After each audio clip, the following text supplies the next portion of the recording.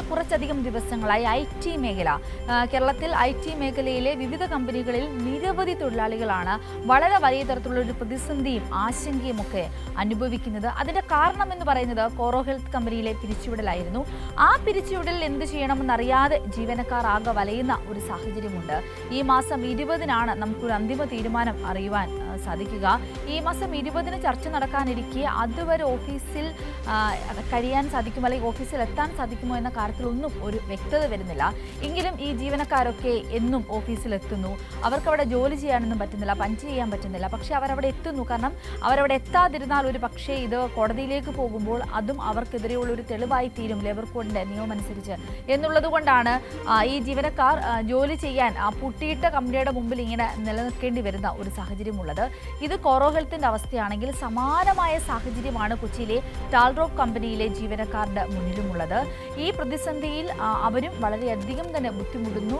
ഈ പ്രതിഷേധം നടത്തുന്ന ടാൽറോപ്പ് ജീവനക്കാർ ഇന്ന് മാധ്യമങ്ങളെ കാണും എന്നുകൂടി അറിയിച്ചിട്ടുണ്ട്. അപ്പോൾ അവരുടെ ജീവിതത്തിൽ അവർ നേരിടുന്ന പ്രതിസന്ധികൾ ഇന്ന് മാധ്യമങ്ങളോട് തുറന്നു പറയുവാൻ അവർ തയ്യാറാകുന്നു എന്ന ഒരു വിവരവും കൂടി നമ്മളിലേക്ക് എത്തുകയാണ്. നമുക്ക് തിയോഫിനിലേക്ക് പോകാം. തിയോഫിൻ ചേരുന്നുണ്ട് നമ്മളോടൊപ്പം. Theophin, good morning. എനിക്കൊന്ന് കൊച്ചിയിൽ നിന്നും ഏറ്റവും പ്രധാനമായിട്ടും ഈ കഴിഞ്ഞ കുറച്ചധികം ദിവസങ്ങളായിട്ട് നമ്മളെ തേടിയെത്തുന്ന വാർത്ത എന്ന് പറയുന്നത് ഈ IT മേഖലയിലെ പ്രതിസന്ധിയാണ്. ആദ്യം കോറോ ഹെൽത്ത് ആണെങ്കിൽ ഇപ്പോഴത്തെ ടാൽറോപ്പ്, ഇനി എത്രയെത്ര കമ്പനികൾ ഇങ്ങനെ വരാനിരിക്കുന്നു എന്ന് നമുക്ക് പറയാൻ പറ്റില്ല. എന്തായാലും നിലവിൽ കോറോ ഹെൽത്തിലെ ജീവനക്കാർ ഈ മാസം 20 നടക്കുന്ന ഒരു ചർച്ചയിൽ ഒരു നേരിയ പ്രതീക്ഷ അർപ്പിച്ച് ഒരു പക്ഷേ ഒരു റീലൊക്കേഷനെങ്കിലും കിട്ടുമോ എന്നൊരു പ്രതീക്ഷയിൽ അവർ നിൽക്കുന്നു. എന്നാൽ ടാൽറോപ്പിലേക്ക് വരുമ്പോൾ അവിടെ അങ്ങനെയുള്ളൊരു പ്രതീക്ഷ പോലുമില്ല. സർക്കാരും അവരുടെ പ്രശ്നത്തിൽ ഇതുവരെ ഇടപെട്ടിട്ടില്ല. ആ ഒരു സാഹചര്യത്തിലല്ലേ അവർക്കിപ്പോൾ മാധ്യമങ്ങളെ പോലും കാണേണ്ടി വന്നിരിക്കുന്നത്. എന്താണ് നിലവിലത്തെ സാഹചര്യം?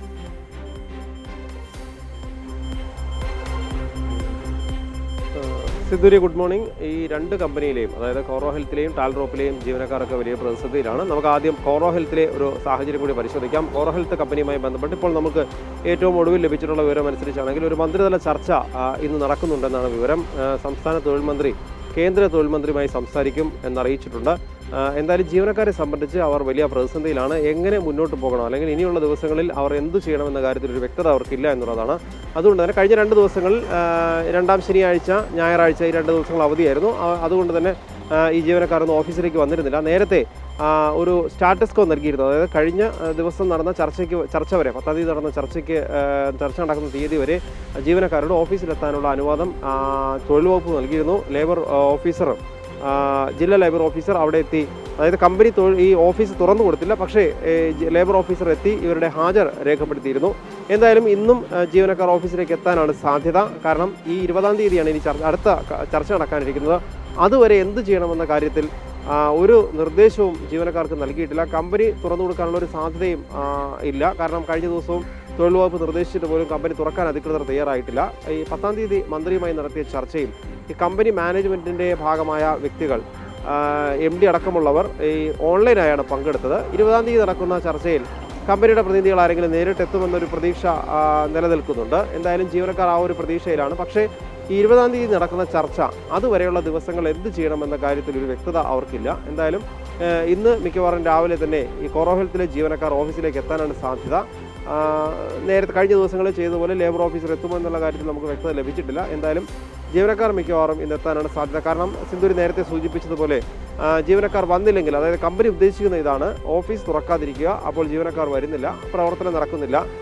ഇവിടെ കൊച്ചി ഓഫീസിൽ നടക്കാനുള്ള ജോലികളൊന്നും ഇവിടെ ഇല്ല. അതായത് അവർക്ക് അതിനുവേണ്ട BPO വർക്കുകളൊന്നും ലഭിച്ചിട്ടില്ല എന്ന് കാണിച്ചുകൊണ്ട് ആ പ്രവർത്തനം നിർത്താനുള്ള നീക്കത്തിലേക്കാണ് അവർ പോകുന്നത്. പക്ഷേ മറ്റ് ഓഫീസുകൾ, അതായത് കേരളത്തിന് പുറത്തുള്ള ഓഫീസുകളുണ്ട്, ഹൈദരാബാദ്, ഉത്തർപ്രദേശ്, ബാംഗ്ലൂർ ഉൾപ്പെടെയുള്ള ചില ഓഫീസുകളൊക്കെ ഉണ്ട്. അവിടെയൊക്കെ പുതിയ റിക്രൂട്ട്മെൻറ്റ് ഉൾപ്പെടെ നടക്കുന്നുണ്ട്. അതുകൊണ്ടാണ് ജീവനക്കാർ ആവശ്യപ്പെട്ട മറ്റൊരു വിവരം. കാരണം കമ്പനിക്ക് അതുപോലെ ഈ 10-ാം തീയതി നടന്ന ചർച്ചയിൽ കമ്പനിയുടെ ഭാഗത്തു നിന്ന് കമ്പനിയുടെ മാനേജ്മെൻറ്റിൻ്റെ ആളുകൾ, ലീഗൽ അഡ്വൈസർ നേരിട്ട് പങ്കെടുത്തു, മറ്റുള്ളവർ ഓൺലൈനായി പങ്കെടുക്കുകയാണ് ചെയ്തത്. അവരുന്നയിച്ചൊരു കാര്യം നഷ്ടമാണ് എന്നാണ്. കമ്പനിക്ക് ആവശ്യത്തിന് ചെയ്യാനുള്ള ജോലികളില്ല, വർക്കുകളില്ല. കമ്പനി നഷ്ടത്തിലാണ് പ്രവർത്തിക്കുന്നതെന്ന വാദമാണ് ഉന്നയിച്ചത്. പക്ഷേ ജീവനക്കാർ അതിനെ ആവശ്യമായ തെളിവുകൾ കൂടി ഉൾപ്പെടുത്തിക്കൊണ്ട് കമ്പനി നഷ്ടത്തിലല്ല എന്ന കാര്യം വ്യക്തമാക്കുന്നു. ആ രേഖകൾ കൂടി മുന്നോട്ട് വെച്ചുകൊണ്ട് അവർ വാദിച്ചു.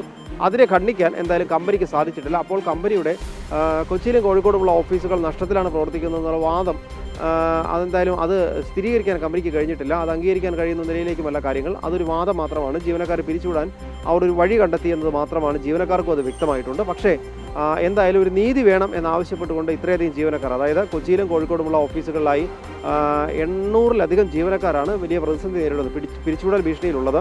എന്നാൽ ഇവർ ആവശ്യപ്പെടുന്ന മറ്റൊരു വിഷയം, മറ്റ് ബ്രാഞ്ചുകളിൽ, അതായത് പുതിയ റിക്രൂട്ട്മെൻറ്റ് നടക്കുന്ന സ്ഥലങ്ങളുണ്ട്, അങ്ങനെയുള്ള ഓഫീസുകളിലേക്ക് കൊച്ചിയിൽ നിന്ന് അലോക്കേറ്റ് ചെയ്യാൻ കഴിയുന്നവരെ അവിടേക്ക് അലോക്കേറ്റ് ചെയ്യണമെന്ന് ആവശ്യപ്പെടുന്നുണ്ട്. ഇതുകൂടാതെ കൊച്ചിയിലേക്ക് വർക്കില്ല എന്ന് പറയുമ്പോഴും മറ്റ് ഓഫീസുകളിൽ പ്രവർത്തനം നടക്കുന്നുണ്ട്. ആ ഹൈദരാബാദ് ഓഫീസിലോ ഉത്തർപ്രദേശിലെ ഓഫീസിലേക്കൊക്കെ ലഭിച്ചിട്ടുള്ള ജോലികൾ, ആ ജോലികൾ കൊച്ചിയിലേക്ക് വീതിച്ച് നൽകി ഇവിടെയുള്ള ജീവനക്കാരെ കൊണ്ട് ആ ജോലികൾ അത് തീർത്തെടുക്കുക എന്നൊരു നിർദ്ദേശം കൂടി അവർ മുന്നോട്ട് വെച്ചു. പക്ഷേ ഇതിലൊന്നും കമ്പനിയുടെ മറുപടി ഉണ്ടായിട്ടില്ല. എന്തായാലും 20-ാം തീയതി നടക്കുന്ന ചർച്ചയിൽ ഇതുമായി ബന്ധപ്പെട്ട എന്തെങ്കിലും മറുപടി കമ്പനിയുടെ ഭാഗത്തുണ്ടാകുമെന്നാണ് പ്രതീക്ഷിക്കുന്നത്.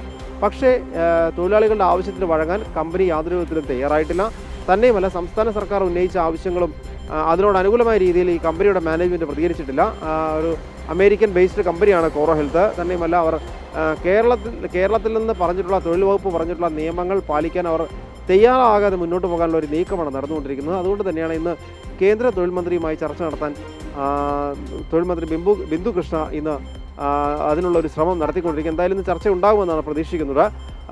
ഇത് സമാന്തരമായി തന്നെ ഇതേ സാഹചര്യം നേരിടുന്ന മറ്റൊരു കമ്പനിയാണ് ടാൽറോപ്പ് എന്ന കമ്പനി. കൊച്ചിയിൽ നമുക്കറിയാം, കഴിഞ്ഞ ദിവസം നമ്മൾ അതുമായി ബന്ധപ്പെട്ട വാർത്തകളൊക്കെ നൽകിയിരുന്നതാണ്. അതിൽ 300-ഓളം ജീവനക്കാർ ഒരു വലിയ പിരിച്ചുവിടൽ ഭീഷണിയിലാണ്. എന്തായാലും അവിടെയും ഈ പറഞ്ഞ പോലെ ജീവനക്കാരെ ഒഴിവാക്കുന്നതിന് വേണ്ടിയുള്ള ചില ന്യായങ്ങൾ കമ്പനി നിരത്തുന്നുണ്ടെങ്കിൽ കൂടി കമ്പനി മാനേജ്മെൻറ്റിൻ്റെ ഭാഗത്തുനിന്ന് പറയുന്ന കാര്യങ്ങൾ അത്ര വിശ്വസനീയമല്ല. ജീവനക്കാർ കഴിഞ്ഞ ദിവസം വലിയ പ്രതിഷേധം നടത്തിയിരുന്നു.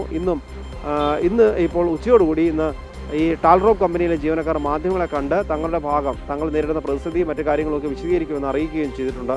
എന്തായാലും ഇന്ന് എറണാകുളത്ത് പ്രസ് ക്ലബ്ബിൽ വെച്ച് ഇന്ന് മാധ്യമങ്ങളെ കാണുമെന്നാണ് ടാൽറോപ്പ് കമ്പനി ജീവനക്കാരുടെ പ്രതിനിധികൾ അറിയിച്ചിട്ടുള്ളത്.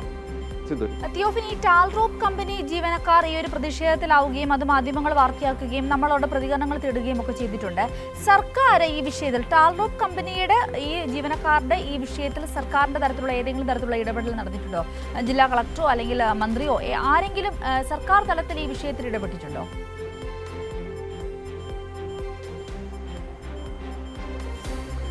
സിന്ദൂരി, വലിയ, അതായത് കൂട്ടപ്പിരിച്ചുവിടൽ നടന്ന കോറോ ഹെൽത്തിലെ വിഷയം അത് വലിയ ചർച്ചയായതോടുകൂടിയാണ് ഈ ടാൽറോപ്പ് കമ്പനിയിലെ ജീവനക്കാർ അവരുടെ പ്രതിഷേധവും പിന്നീട് അത് പുറത്തറിയുകയും വലിയ വാർത്തയാവുകയും ചെയ്തു. അല്ലെങ്കിൽ ഒരു സാധാരണ രീതിയിൽ പലപ്പോഴും ചില കമ്പനികളിൽ കൂട്ടപ്പിരിച്ചുവിടൽ ഉണ്ടാകാറുണ്ട്, അല്ലെങ്കിൽ കുറച്ച് പേരെ പിരിച്ചുവിടാറുണ്ട്. പല ഘട്ടങ്ങളിലായി 100-ലധികം പേര് പിരിച്ചുവിടുന്ന സാഹചര്യമൊക്കെ ഉണ്ടായിട്ടുണ്ട്. പക്ഷേ അത്തരം സമയങ്ങളിൽ ആ കമ്പനിയിൽ ഉണ്ടാകുന്ന ചില പ്രതിഷേധങ്ങളല്ലാതെ വലിയ വാർത്തയാകുന്ന പതിവില്ല.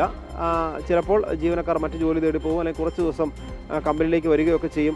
പക്ഷേ ഇവിടെ കോറോ ഹെൽത്തിലെ വിഷയം വലിയ വാർത്തയായതിന് പിന്നാലെയാണ് തങ്ങളുടെ വിഷയത്തിലും, അതായത് 300-ഓളം പേരാണ് അവിടെ പ്രതിസന്ധി അനുഭവിക്കുന്നത്, അവരുടെ ഭാവി തുലാസിലായിരിക്കുന്നത്. അതുകൊണ്ടാണ് അവർ പ്രതിഷേധത്തിന് തയ്യാറായത്. തന്നെയുമല്ല, സർക്കാർ ഇടപെടുന്ന പ്രതീക്ഷ അവർക്കുണ്ട്. പക്ഷേ നിലവിൽ എന്തായാലും സർക്കാർ സംവിധാനങ്ങളൊന്നും ഇവരുമായി ബന്ധപ്പെട്ട ഈ ടാൽറോപ്പ് കമ്പനിയുടെ ജീവനക്കാർക്ക് വേണ്ടി എന്തായാലും ഇടപെട്ടതായി ഇതുവരെ വിവരമില്ല. എന്തായാലും അതുകൊണ്ട് തന്നെയാണ് ഇത് കുറച്ചുകൂടി സർക്കാരിൻ്റെ ഉൾപ്പെടെ ശ്രദ്ധയിലേക്ക് കൊണ്ടുവരണം എന്ന് കരുതിക്കൊണ്ട് തന്നെയാകണം ഇന്ന് മാധ്യമങ്ങൾക്ക് മുന്നിലേക്ക് ഈ ടാൽറോപ്പ് കമ്പനിയിലെ ജീവനക്കാരുടെ പ്രതിനിധികൾ ഇന്ന് എത്തുന്നത്. എന്തായാലും അവർ തങ്ങളുടെ ഭാഗങ്ങൾ, അതായത് ചില കാര്യങ്ങളൊക്കെ ഈ ന്യായീകരിക്കുന്നതിന് വേണ്ടി കമ്പനിയുടെ മാനേജ്മെൻറ്റ് പറഞ്ഞിട്ടുണ്ടെങ്കിൽ കൂടി അതിൽ വ്യക്തത വരുത്തുന്നതിനും അത് എത്രത്തോളം തങ്ങളെ ബാധിക്കുന്നു, തങ്ങൾ നേരിടുന്ന പ്രതിസന്ധി കൃത്യമായി തന്നെ വിശദീകരിക്കുന്നതിന് വേണ്ടി കൂടിയാണ് ഇന്ന് എന്തായാലും ടാൽറോപ്പ് കമ്പനിയിലെ ജീവനക്കാർ ഇന്ന് മാധ്യമങ്ങളെ കാണാൻ തയ്യാറാകുന്നത്.